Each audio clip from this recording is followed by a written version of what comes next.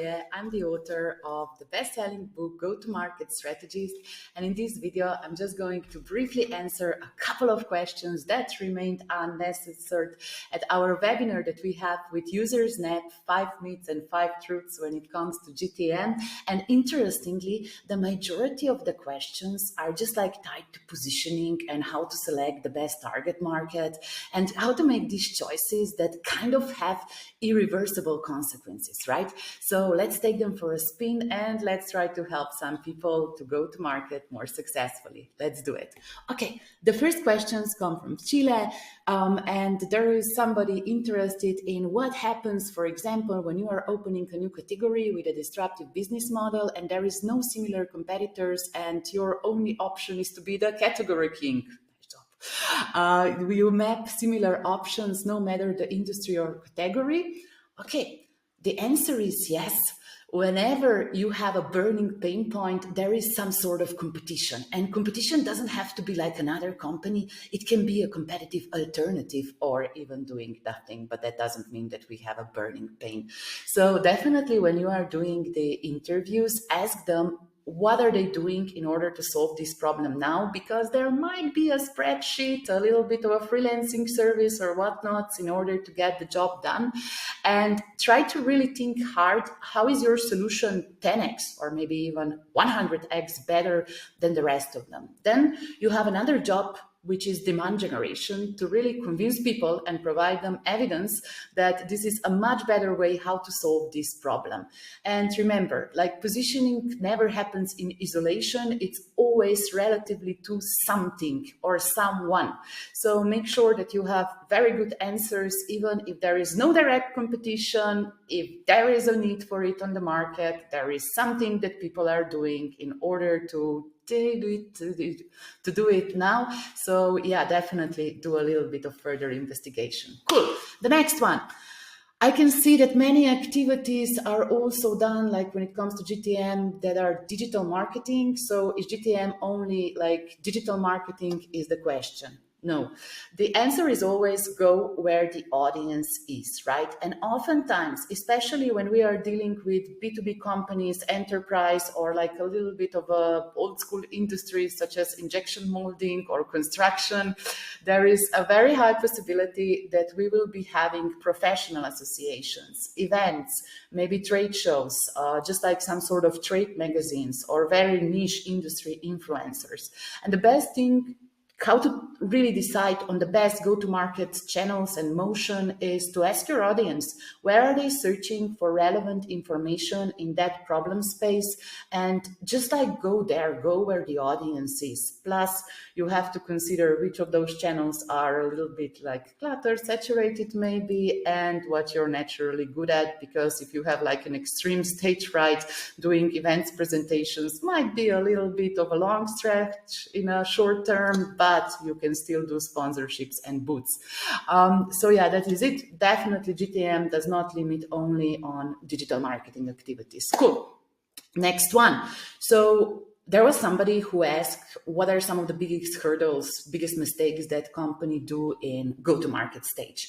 And they were kind of disappointed to get this answer that it's usually discovery and segmentation, because allegedly in later stages it doesn't happen anymore. But let me challenge you a little bit further in order to have a better conversation. Every time that we are choosing, let's say, a beachhead segment, so the first target market, there is like another bigger market to it, right? And no matter like how small or big your initial market is, there is always like shiny new object over there. And we have to be very, very, very strategical in how we are progressing up the market. So then we are expanding, there is an adjacency, there is an overlap and relevance of different use cases that we are creating, so that it is easier to attract the next batch of clients because we have this advantage. And we need to maintain strategical on our road. One of the hardest things for founders in practice is to just like fight their product vision that they could help everybody, but stay true to, let's say, more of a niche, more of the differentiation positioning. And it's true that sometimes when you are well-founding, when you are really know to market, new to market, when you have just like this stellar technology and good proximity to the segment, that you can be optimizing for adoptions and just like go big or go home. But most of the times we have to work our way towards what is our ideal customer profile and make some difficult choices and trade-offs on the road. Okay, Maja, what would you advise to a company who is a consulting business to corporates offering programs for organizational, cultural building, team development, strategy blueprinting, etc.? The company has a couple of loyal clients in banks.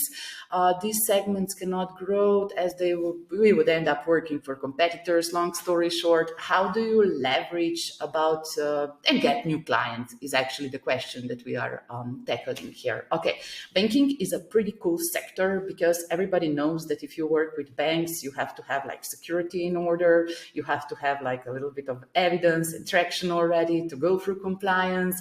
So it's a very, very, very, let's say, trustworthy reference to have. And there are two ways how I would personally tackle this challenge. The first one is to just like do more of the same in the markets that are very, very, very close but not directly competitive. For example, if you have a bank that operates within a certain region, for example, in Austria, in Germany, and a little bit on the Balkans, okay, so you have a very good credentials there, but can you work with a bank that works in France, in Luxembourg, or just like Netherlands? That would be an interesting question to ask. So you can still kind of do more of the same, but to geographical areas that are not directly competitive. So the second way, how I would pursue this is to find, okay, I have these cool banking references now, right? And what companies would be most perceptive towards these references and are a little bit similar in terms of the sales process, because I know exactly what to do there. Maybe it could be a railway company. Maybe it can be a post office. Maybe it can be some sort of other government-owned institution. Anyways, find an adjacent segment. Maybe it is insurance. Maybe it is like railways or something like that. You definitely need to run more interviews and use your credentials there, use your references in order to open new doors. Sometimes it's very, very, very easy to do it if you just ask your customers, existing customers, for recommendation. Hey, do you know anybody who works at the post office or something like that? Sometimes it needs a little bit more digging and research, but anyways, these are probably two low-hanging fruits that I would definitely do. And last but not least, we have the last question to answer. You probably thought I asked about idea stage startups, but I mean growth stage. Okay, that was the problems that companies are having. On this stage, they normally gain initial traction and validation. Okay, the next challenge is really scaling. And scaling can be like super tricky thing, because if you have your early customers and your first validation in very diverse areas and they don't use the same features, then you have very little to work with when it comes to scaling. So you're all the time searching for repeatable areas. But I would challenge you in just like thinking, have we really saturated the initially selected niche, or we still have some wiggle room there to play before we move to the next markets? But when it comes to staging, oftentimes we are tackling different target groups, for example, different locations and stuff like that, right? So I usually recommend that we do positioning completely from the scratch, because we are dealing with new target markets, and all the other research that you did in your GTM efforts will definitely come handy.